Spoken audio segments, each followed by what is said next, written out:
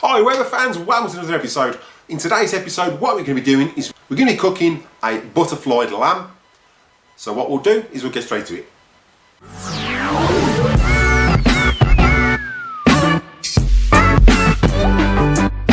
welcome to the second episode of Weber Enthusiast. If you haven't already and you've just discovered the channel, there's plenty of content coming up in the future, so make sure you slap the subscribe button, ding that bell for notifications, give us a big thumbs up and comment down below. I will reply to the comment, and if you like what you comment, I'll pin it to the video. So in today's episode, as I said, we're going to be cooking a butterflied lamb. We're going to be doing it with a bit of pumpkin and roast potatoes. We're going to be doing it on the Baby Q. So what we'll do is I'll quickly show you how to set up your Baby Q for cooking that roast, and how to prepare all your vegetables, or your potatoes and your pumpkin. So what we'll do is we'll get straight to it. Right, so we're just going to set up our Baby Q for roasting. Now what you're going to need for this is you're going to need a trivet, and I will put a link below of where you can actually buy these. You can buy these as a pack together. So then you've got your convection trays. Now the old way of doing it was with tin foil, and you'd put some slits in there, but these I found are 10 times better. So I'll quickly zoom in and just quickly show you how to fit these. Right, so we've got our Baby Q. I've just got a Q out pan, just take that out. And the old style of doing it was you put a double coat of tin foil on there, and then you put some slits in with these grooves where they are. Then Weber brought out these, and these slits are already pre-cut, so you just slot them on like so. Next up, you want your trivet. Put our trivet in, like so. Light our barbecue. So again, just turn it to high. Which is light. That's lit. And then lower your lid down. Now it's going to take 10 minutes for that to preheat. It's going to get hot, so obviously don't touch it. It's cold at the moment. So what we'll do, while that's waiting for that heat up, we'll go and prepare our vegetables and prepare our meat. So while that Baby Q's heating up, I'm going to start preparing my vegetables. Now I'm going to pre-peel them. I'm not going to show you me peeling them, and I'll literally show you what I actually do with the vegetables to prepare them to go in that Baby Q around that roast. So I've pre-prepared all my vegetables. What I'm going to do, they're all peeled, ends are cut off. So I'm just going to cut them into sections like so. And then what I like to do is what I call cut hedgehog slits. Now this is a little tip that a fellow Weber demonstrator taught me. So I'd like to give a big shout out to Robin Crichton for teaching me this. And what happens if you put little slits in there, like so, it makes the heat disperse into the vegetable and cooks it a lot quicker.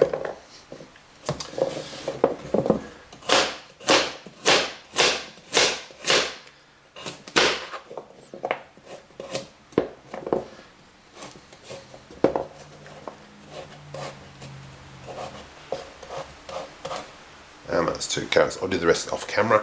So it's exactly the same with potatoes.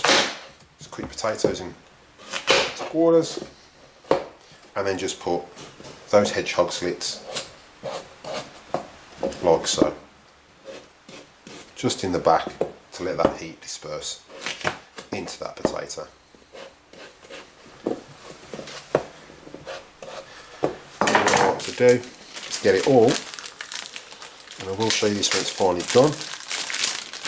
So I'll put my potatoes and all my vegetables in a bag. And I find this is the easiest way to cover it with the olive oil. So you get all your vegetables in the bag, put some olive oil in there, salt and pepper, zip it up, shake it around, and that will mix all that olive oil and salt and pepper over your vegetables, ready to go in. So I'll quickly show you again. I've cut all my vegetables, so we're literally going to put 3 slices in each, just to let that heat disperse into those vegetables.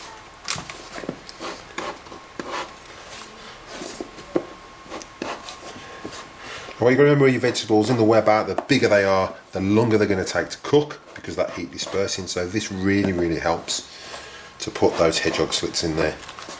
And with the vegetables, what we do is we put them in literally an hour before your roast is done. So just check how long your roast is going to take. I normally Google it, the average time for a roast, and then put these in about an hour before that time.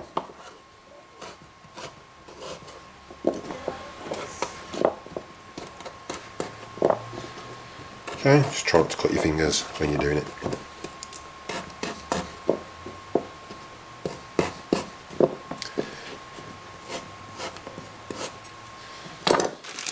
then we'll put all those in our bag.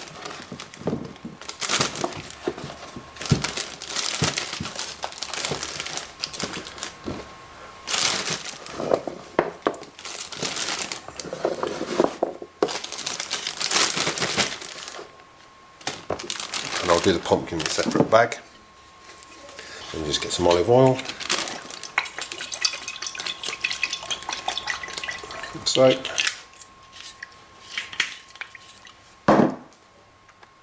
And get our pepper and our salt.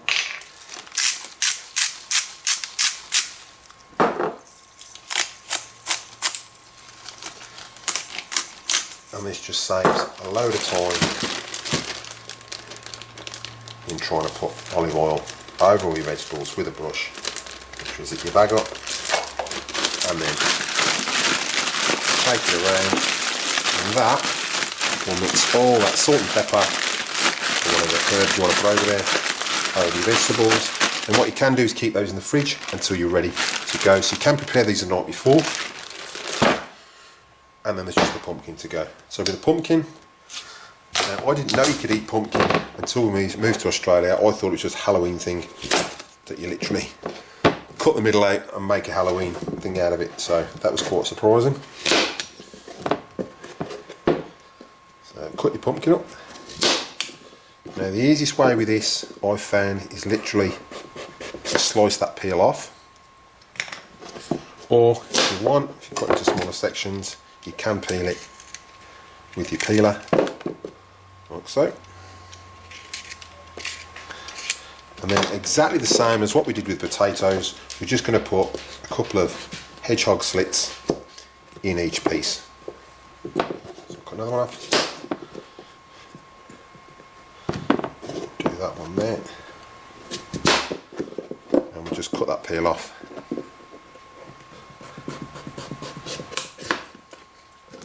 And then just put some hedgehog slits in there. 1, 2, oops, 3.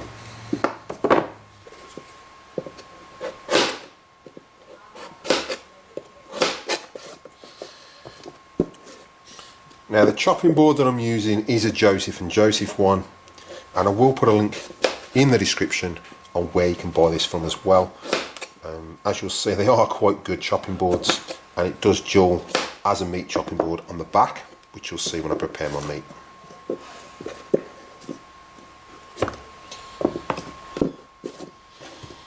Again, we'll just put 3 slits in. 1, 2, 3.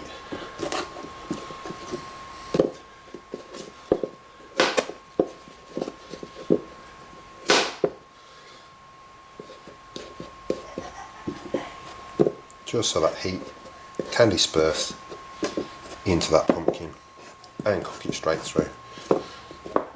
Now your pumpkin will cook a lot quicker than most of the vegetables, so just bear that in mind when you're actually putting it in your Weber around your meat.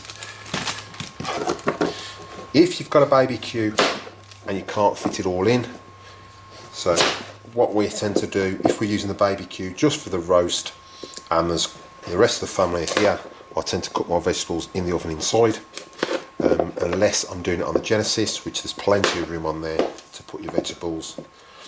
Now with the Genesis, if you're doing it on the Genesis, your vegetables go straight on the grill, unlike the Weber Q, where they go on the trivet around your meat. Purely because you've got a bit more direct heat coming from the Q, whereas the Genesis is more indirect heat than direct. So you can cut these as big or as small as you want.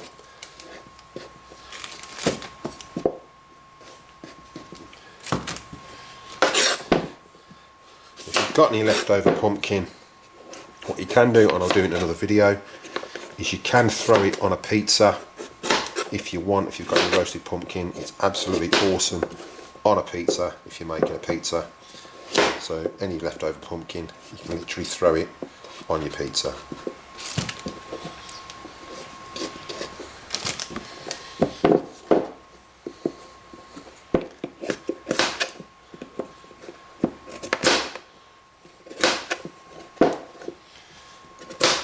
can peel these if you like. I just find it easier just to slice that off. Cut that in half. And that is ready to rock and roll. So again, we throw them in our bag. We're going to put some olive oil in there. We're going to get some salt and pepper.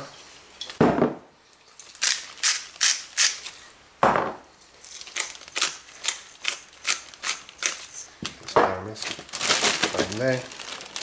Ziploc it up. You don't have to use Ziploc bags if you haven't got them. You can just use normal sandwich bags. Push it down, and that is now ready to go in with our roast. So what we'll do is just put those in the fridge for now, and we'll get onto our roast.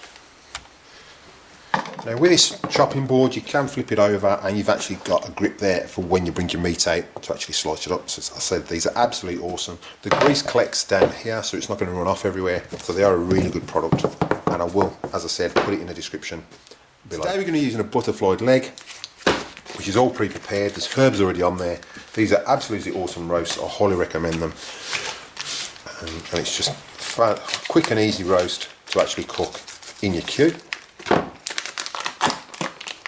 Now this is a 1.1 kilo roast, so all I'll do is I'll Google how long it'll take for it to cook. But again, we're going to be using the Weber Q. We're going to be using Weber's thermometer. So we've got our lamb roast and we've got our probe there. This actually comes with 2 probes and a sender, and it works via Bluetooth. And the idea is to get your probe, just hold these tongs. Again, these are Weber tongs.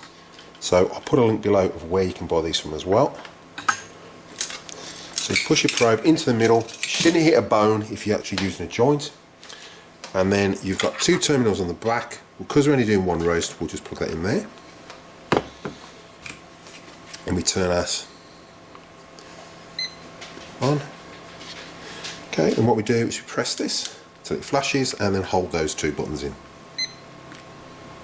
That then should pick up the joint.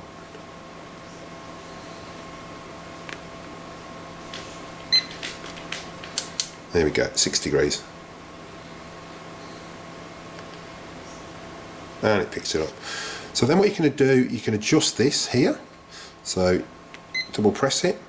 And at the moment it's set to pork. So you can go pork, fish, lamb, chicken, hens, stock, which I presume is meat. And again, so there's various settings on there. You've got ones for hamburgers as well, but we're going to be in lamb today, so we're moving on to the lamb. Now the lamb you can actually adjust. You can't adjust the chicken settings for health reasons, but you can adjust whether you want it well done, which is 77 degrees. Press that twice and it will flip over to there. You can adjust it down to medium, which is going to be 71 degrees, and 63 degrees for rare. So we'll go medium. And if you're in America, you can switch it to Fahrenheit, so you press that and it'll switch it to 160 degrees Fahrenheit. At the moment it's saying it's 42 degrees Fahrenheit, so back for Celsius. My only advice with these is when you're not using them, what I do with the sender is I'll take the battery out and put it the opposite way around, just so it doesn't go flat. Same with this module as well. So what we'll do is we'll just stick this straight in the Weber now.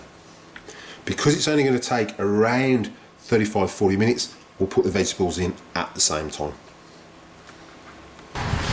Right, so we've got our Weber and I've just put the roast in and just put the vegetables over the top and around the outside. So what we'll do is leave that now to cook. It should take about 35-40 minutes and we'll come back to that. Any spare vegetables I've got, I've put in the oven, so I'll just quickly show you those. So obviously with the rest of my vegetables, I've just put those in the top of the oven, just on a tray, just to cook, as there wasn't a lot of room around the Baby Q. So we've got our roast in, we've got our vegetables in the oven because there wasn't a lot of room around the Baby Q. If you've got a Family Q, there is a lot more room. We just downgraded purely because we bought a Genesis and I do tend to cook on that quite a lot. I will do a demonstration of me cooking a roast on the Genesis, but I just thought for this first video I'd just do one of me cooking one on the Baby Q.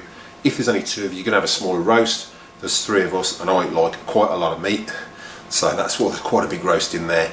But normally if there's only 2 of you, you can literally get all your vegetables around the outside of that roast and then steam your vegetables in your steamer and so on. Now while that meat's cooking, we've got this sender here, and as you can see it's reading 9 degrees at the moment. This will actually go off about 4 degrees before it's due. So this is set to go off at 71 degrees, which is medium for that lamb roast. So it should go off at around 66, 67 degrees, just to pre-warn you that roast is nearly ready to come out. And it's as easy as that. So like I said, I will put a link below for where you can buy these and any other tools I've used in this demonstration today. So what we'll do is we'll wait now until the roast is cooked and I'll come back to you. The meat's beeping now at 66 degrees. So what we'll do is we'll take it out and we'll put it in some tin foil just to let it rest. Because obviously it's a piece of meat. If you've been in an oven, you'd be like that, and you want it to relax and release all those juices and make it nice and simple to eat. So what we'll do is just get the out. The meat's ready to come out. Okay, grab it and we can get the veggies out at the same time. Put it on our meat board and we might as well get the vegetables out and just put them on there at the same time. Now what I'd do is I'd turn this down just so that the Q can burn off any juices on the actual grill. So just take this in. Right, so we've got our roast off, so I'm just going to move all these veggies to one side and I'll pull this, leave that probe in, and then what we'll do is we'll wrap it with some cling film, wrap it with some tin foil just to let it rest. And it should get up to temperature while it's resting. It's already at the rare temperature, or past the rare temperature, so it should get up to medium while that's resting. So at the moment it's still in 66, but it's going 67, so it's still rising, as you can see. So our vegetables, we've got them on the tray now. We're just going to put them in the oven and just leave them keeping warm in the oven.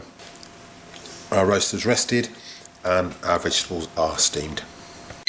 So the meat's getting pretty close now to 71. So medium rare is 63, medium is 71, so 69 is pretty close. We'll start cutting that up now. We'll just lift this foil off. And as you can see, that is absolutely awesome. So we'll just plate this probe. So it should have cooled down now. And we'll just cut into this and just see how we're looking. And that looks absolutely awesome. So the closer I get to the middle, you can see that pinkiness, and the knives I'm using are forever sharp, so I'll put a link below for those as well if anyone's interested in those. But that looks absolutely awesome. So here's the final product, or final meal should I say. We've got the roast lamb with the pumpkin and the potatoes and the roast, carrots and steamed veggies. I hope you enjoyed the video. Obviously enjoyed that lamb. It was absolutely gorgeous. So you can see how easy it is to cook your roast lamb or pork, and I will do a pork joint coming in the coming episodes. So as this channel grows, we'll be cooking on the Q a lot, and we'll also be cooking on the Genesis. So make sure you don't miss any episodes.